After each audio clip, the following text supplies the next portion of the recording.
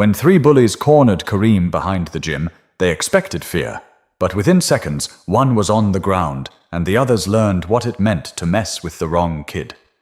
People barely noticed when Kareem Tolliver stepped through the front doors of Millstone High in Lansing, Michigan. No big welcome, no whispers of curiosity. Just another transfer student halfway through the semester. His backpack was worn, his hoodie faded, and he walked with that careful kind of quiet, like someone who'd learned to read the room before ever speaking in it. It was a cold Monday. Snow slush still lined the sidewalk, and the morning bell rang sharp through the halls. Kareem paused at his locker, eyes scanning the names and faces rushing past. He wasn't scared. He just knew the routine. Find your classes, don't make waves, keep to yourself. Inside the first period math class, a few students glanced over when he walked in. A girl in the corner whispered something behind her hand. The teacher smiled, motioned toward an empty desk near the back, and moved on. No introduction, no curiosity, just silence. Kareem didn't mind. He'd learned silence wasn't always bad. In Detroit, where he came from, it often meant safety. He didn't wear flashy clothes, didn't show off on purpose. His uncle called it moving invisible, something you learned in certain neighborhoods where attention could get you jumped or worse. But Millstone High wasn't Detroit. It was polished. The kids wore name-brand everything. Their haircuts looked like appointments. Their laughs were loud and confident, and they moved like they owned the floor. No one outright said anything to Kareem, but he saw the way some looked at his shoes, how a kid in gym class glanced at his second-hand hoodie like it had stains on it. He ate lunch alone on the third day, at a table near the back of the cafeteria. Tray of spaghetti, banana, and a chocolate milk. Simple, quiet. He chewed slow, watching, listening. That's when he heard the laugh. "Yo, what is that? You bring that from home or something?" Kareem looked up. A tall white boy in a varsity jacket stood a few feet away, smirking. That was Brock Simmons, football co-captain, star tight end, and self-declared king of the junior class. He had two other guys flanking him, both grinning like they were in on a private joke. Kareem didn't respond. "Man's eating like it's the Great Depression," Brock added, loud enough for the nearby tables to hear. Laughter. Not all joined in, but enough did. Kareem kept eating, eyes down. He didn't want trouble. Not now. One of Brock's friends, a short kid with a crew cut, leaned over. "You hear me, man? You deaf or just slow?" Kareem looked at him, just for a second. Then he blinked, grabbed his milk, and stood up. "I'm done." He walked away. No insults, no scene. Just left the tray and moved toward the hallway. It didn't stop there. Later that afternoon, someone shoved his books off the desk in science class. No one claimed it. The teacher didn't notice. Then, after school, someone wrote "charity case" in dry erase marker across his locker. It wiped off easy, but it left a mark. Kareem went home quiet that night, took the 112 bus to the edge of town where his uncle's gym sat behind a tire shop. Inside, the smell of sweat and leather hit his nose before the bell even chimed above the door. Uncle Reggie looked up from wrapping someone's hands. "You all right?" "Yeah," Kareem muttered. "Just school." Reggie didn't press. He nodded once, then gestured to the mats. "Let it out, that's what they're for." Kareem didn't say a word, just changed, stepped on the mat, and hit the pads like they'd said something personal.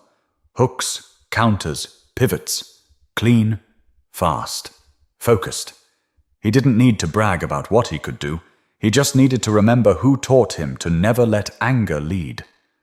But one small act in the cafeteria sets off a chain Kareem never meant to pull. The cafeteria moment should have been nothing.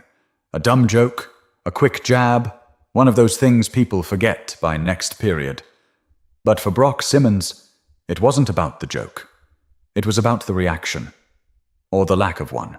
Kareem hadn't looked scared. He hadn't flinched. He just left. And that made Brock itch. By Friday, Kareem's name was bouncing around the locker rooms. "The new kid's got an attitude," someone said. "Doesn't talk, just stares." They said it like it was a crime. In gym class, Kareem got paired with Brock for basketball drills. The coach barked out pairings, and the boys lined up. Kareem didn't blink when Brock tossed the ball at his chest a little too hard. "Come on, Tolliver, show me what you got." Kareem bounced the ball once. Twice. "We just passing, right?" "Yeah, just passing." Brock faked a casual stance, but when Kareem passed it back, he snapped the ball like a pitcher to Brock's chest. Dead on. It echoed. Brock blinked. The other boys snickered. "Dang," someone muttered. Brock gave a tight smile. "All right, cool." That was the moment he decided he didn't like Kareem. After that, it got pettier. Snide remarks in the hallway. Gum stuck in Kareem's locker. One time someone tripped him near the vending machines. Kareem never responded, never snitched. He just kept moving. But silence in a place like Millstone, that was gasoline. And Brock had a lighter. Lunchtime became a stage. Brock would throw loud jokes Kareem's way from across the room. "You from Detroit, right? You bring your bulletproof vest or leave it at home?" The table laughed. Some kids looked uncomfortable, but no one said anything. Kareem stared at his sandwich. One of the guys at Brock's table, Logan Ferris, leaned over. "Dude, I think he might actually be crazy. Look at him. Doesn't even blink." "He's not crazy," Brock replied, loud enough to carry. "He's just another hood story waiting to happen." That one got under Kareem's skin. After school, he walked a little faster to the bus stop. He knew how things escalated. He'd seen it, been around it. But this time, it felt personal. At home, Uncle Reggie noticed the tension in Kareem's jaw. "You holding something back?" Kareem nodded slowly. "Trying to." Reggie set down his coffee. "Sometimes holding back is harder than swinging. You know what I mean?" "Yeah. You're not there to teach anyone a lesson.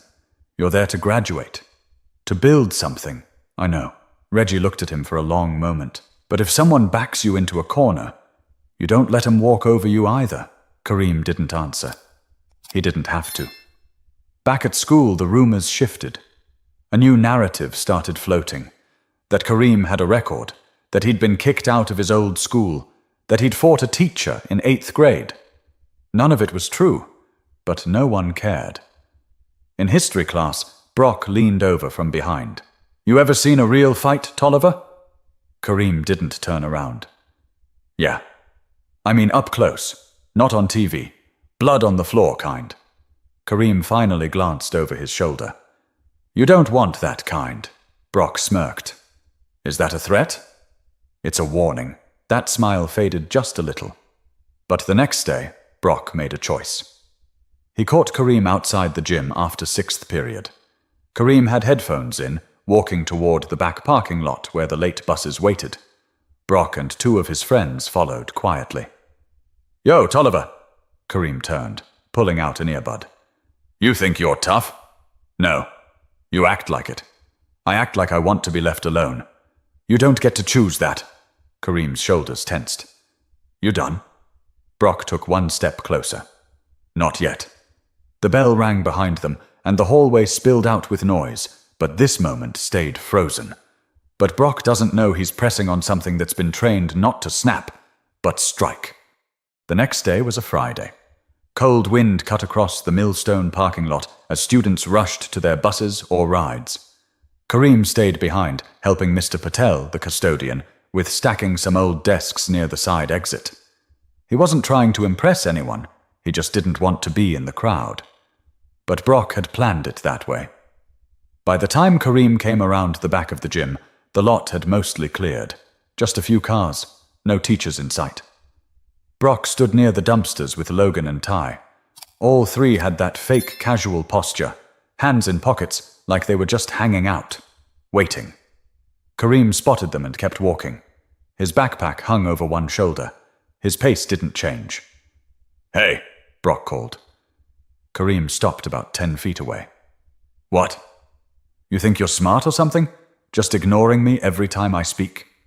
"I didn't come here for you." Brock took a step closer. You didn't come here at all? You got dropped here. Kareem narrowed his eyes. What do you want? Logan circled to the side. Slow. Ty leaned back, chewing gum like he wasn't in the middle of something wrong. I want to know what makes you so special, Brock said. You act like you're better than everyone, sitting by yourself, staring at people. I'm just minding my business. No, you're disrespecting mine. Kareem looked at him square. You got something to prove. Prove it. That's when Logan made his move, rushed in with a quick shove to Kareem's chest. It wasn't clean, it wasn't practiced, just aggression. Kareem didn't budge. He didn't swing. Back up, he said, voice low. Brock laughed. Go on, Logan. Logan moved again. This time with a wild punch aimed at Kareem's shoulder. It didn't connect, because Kareem had already stepped inside his range. One twist, one sweep. Logan hit the pavement with a smack that echoed. What the? Ty started, but he didn't finish the sentence. Kareem turned, eyes on Brock. Don't. But Brock couldn't stop now. He lunged, aiming high, thinking his size would carry the hit. But size didn't matter here. Kareem slipped under the punch, pivoted, and dropped his elbow into Brock's ribs with just enough pressure to send him staggering. Ty backed off. Yo, chill, man! It lasted maybe 12 seconds. Brock was on the ground, one knee down, breathing hard. Logan sat against the dumpster, eyes wide. Ty had his hands up like he'd just watched a stranger flip a car. Kareem didn't gloat. He didn't taunt. He just stood there. That's when Mr. Langford, the assistant principal, rounded the corner. What's going on here? Brock scrambled to his feet. He jumped us. Kareem looked at him. You serious?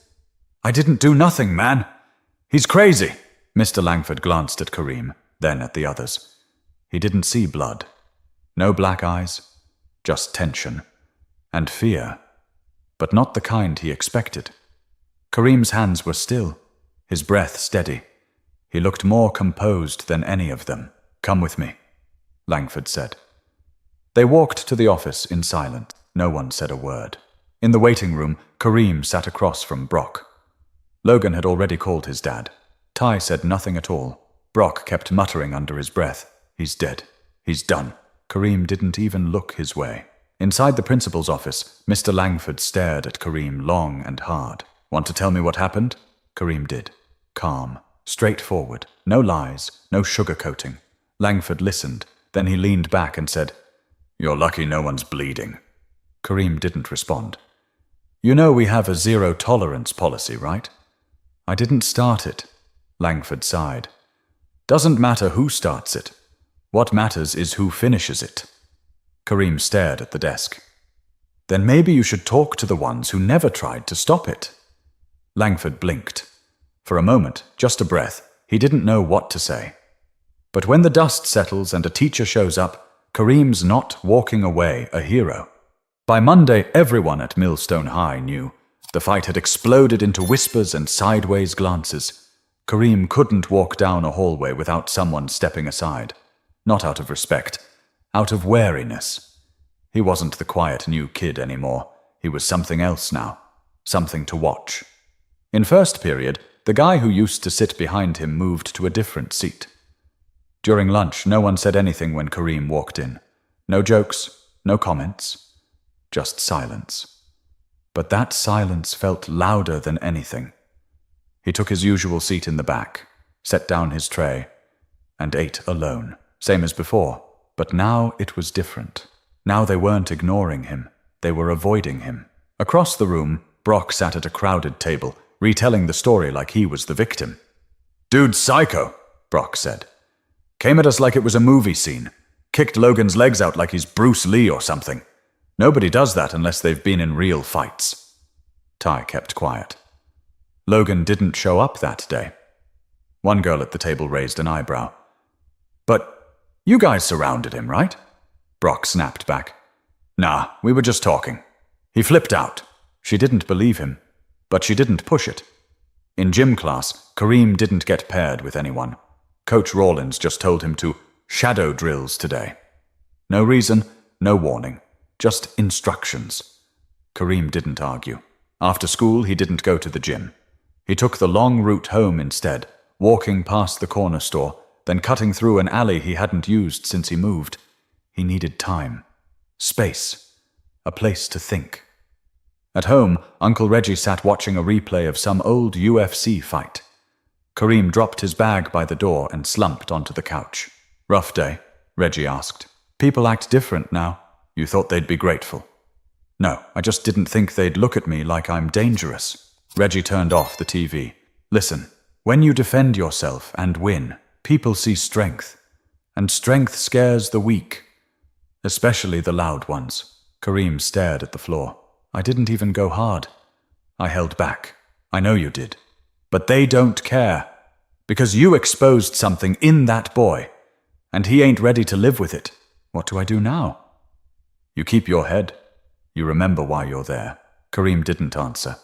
Because deep down, part of him wished he had gone harder. At school, things only got stranger. A couple teachers gave him those long, thoughtful looks. One guidance counselor even called him in for a check-in.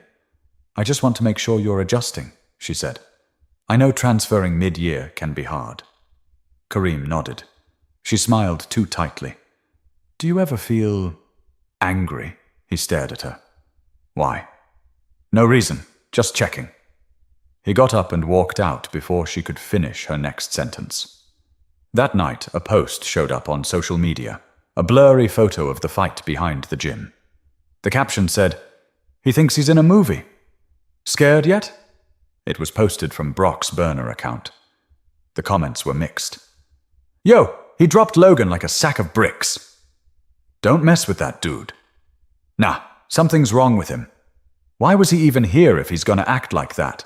Kareem read through every word, not once, not twice, but enough to feel something tighten in his chest.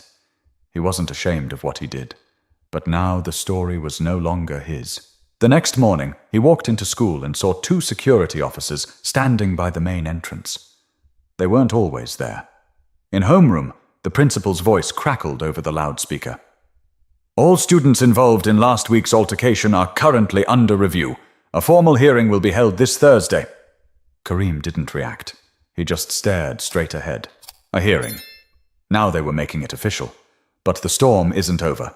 Not until Brock tries to rewrite the story. Brock Simmons wasn't used to losing. Not on the field, not in class, and definitely not in front of a crowd.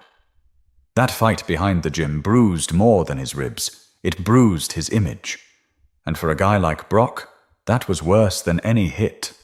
So he did what people like him always do when they lose control. He lied. It started with whispers to teachers, casual comments about feeling unsafe around Kareem. Then came the rumors. Kareem had been kicked out of 2 schools before Millstone.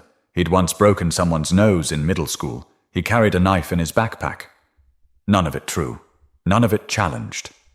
The video Brock posted kept getting shared. It was grainy and short, cut just before Logan swung first. But in those clipped seconds, Kareem looked like the aggressor. Calm, calculated, dangerous. Brock added captions. "Watch how he moves. That's not normal." He added hashtags.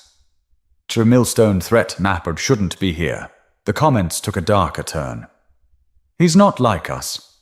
Bet he learned that in juvie. "Expel him before something worse happens." Kareem saw it all. He didn't reply. He didn't post a defense. But silence has a cost too. That Tuesday, his mom got a call from the school. By Wednesday, a formal hearing was scheduled with the district office. Kareem would need to appear, with a parent or guardian. Reggie took the day off work. Inside the conference room, the walls were plain. A big rectangular table sat in the center. On one side, the principal, Mr. Langford, a school board member, and the head of student discipline. On the other, Kareem, Reggie, and a folder full of statements Reggie had made, Kareem write down in case things went south. Brock wasn't there. He didn't need to be. His story was already floating in the room. Langford cleared his throat. "We've had several concerns raised by students, faculty, and parents. It's our responsibility to determine whether Kareem Tolliver poses an ongoing safety threat to the student body. Reggie leaned forward. My nephew's not a threat. He's trained in self-defense. He didn't go looking for a fight. He tried to walk away. He gave them a warning. The board member glanced over his glasses. Is it true he has combat training? Reggie didn't flinch. Yes, but training don't mean violence. It means control. It means knowing how to not hurt someone. One of the assistant principals spoke up. There's a video circulating. We don't see what starts the altercation, but... Of course you don't. Reggie interrupted. Because it's edited. They went quiet. Kareem finally spoke. They came after me. I didn't swing first. I didn't even want to be there.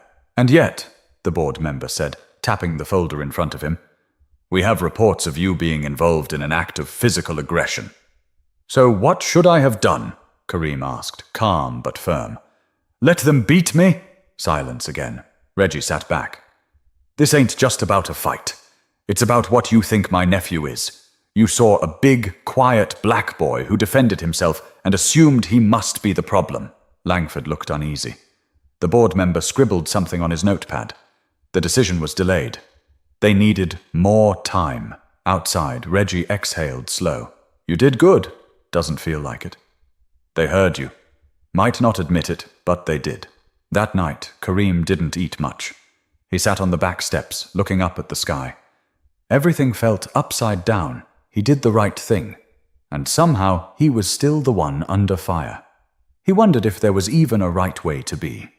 But the real turning point comes from someone Kareem least expects. Thursday morning was stiff with tension. The hearing decision hadn't come down yet, but everyone at Millstone walked like it already had. Kareem could feel it the moment he stepped inside. He wasn't a student anymore. He was a subject, a rumor in sneakers. He moved through the hallway like fog, present but untouched.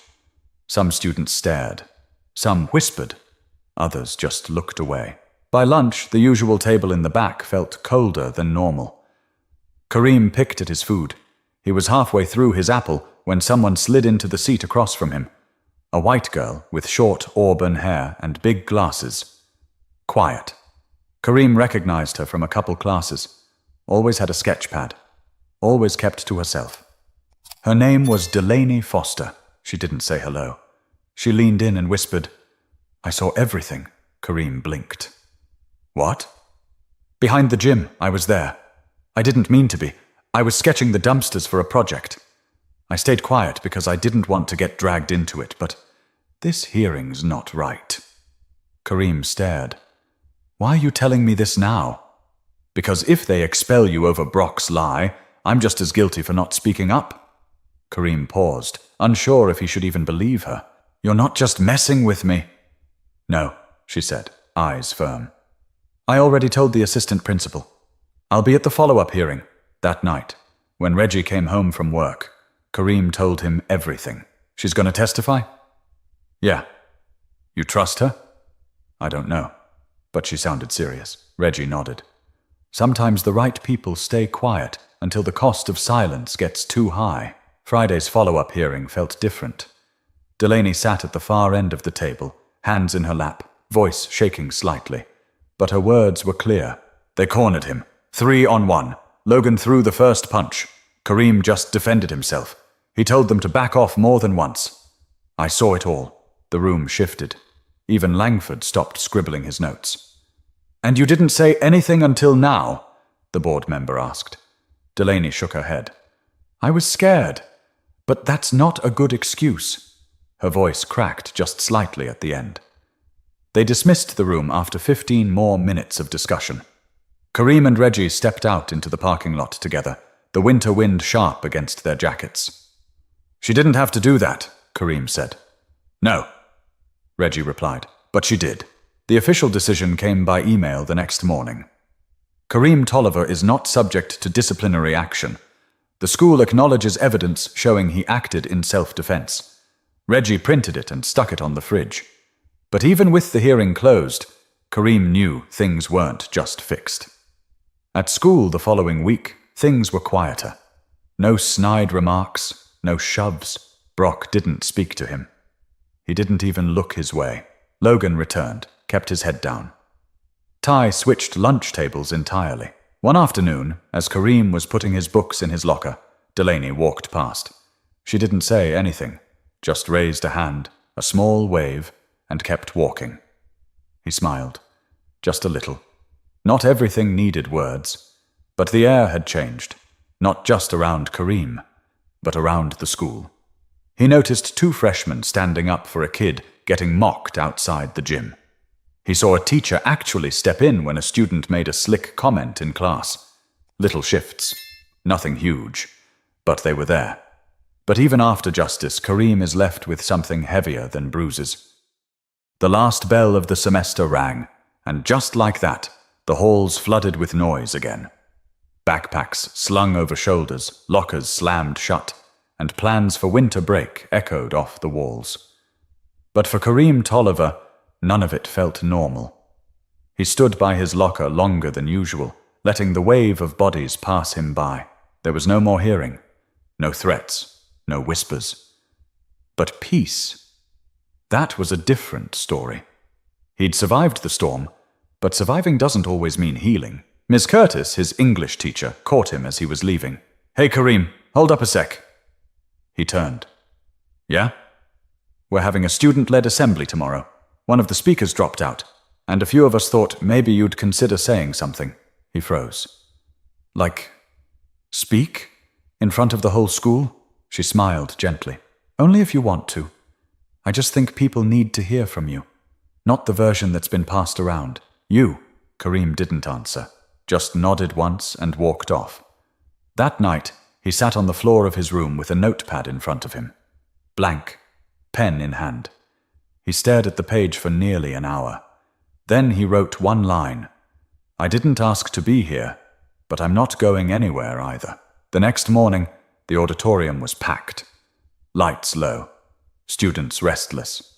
Teachers lined the back wall, arms folded. Kareem waited backstage until they called his name.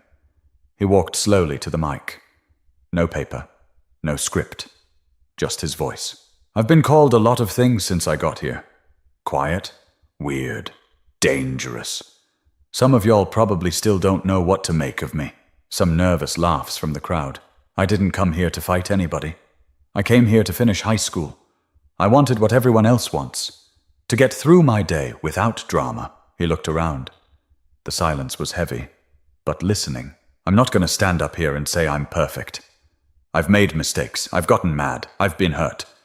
But if the only story you know about me is the one someone else told, then you never knew me at all." The gym was still. "I'm not from here. I'm from a city where keeping your head down is how you stay alive, where you learn early when to speak and when not to. And here, I've had to learn that sometimes silence just makes people talk louder." He paused, then nodded toward the teachers. "I'm grateful for the ones who listened, and the ones who didn't. I'm still here. You couldn't scare me away." Somewhere near the middle rows, Delaney sat watching. She didn't move, just listened, face still. Kareem looked up once more. "I guess what I'm trying to say is, don't be so quick to label people. You don't know what they've been through, what they've had to carry. And maybe next time, instead of laughing, pushing, or posting something fake, maybe try asking." He stepped back. The mic clicked as it silenced. No applause at first, just stillness. Then a single clap. Then another. And then it rolled. Not wild or dramatic, just real. That day, something cracked open in Millstone High. Not everyone changed, but a few did. And sometimes that's enough to start something new. Later that afternoon, as Kareem walked through the courtyard, a younger kid stopped him. "You really trained to fight?" Kareem shrugged. "I trained to stay ready." The kid smiled. "Can you teach me?" Kareem thought for a moment. "You sure you want to learn? It's not about hurting people." The kid nodded. "I just don't want to be scared anymore." Kareem smiled, just slightly. "All right then. First lesson. Stand tall, even when it feels easier to shrink." They walked side by side toward the exit gate. Not as teacher and student, just two kids learning how to move forward. Sometimes the hardest battles aren't the ones with fists, but the ones where you're forced to prove you belong in a world that keeps pushing you out. If this story meant something to you, subscribe to the channel. We've got more stories worth hearing.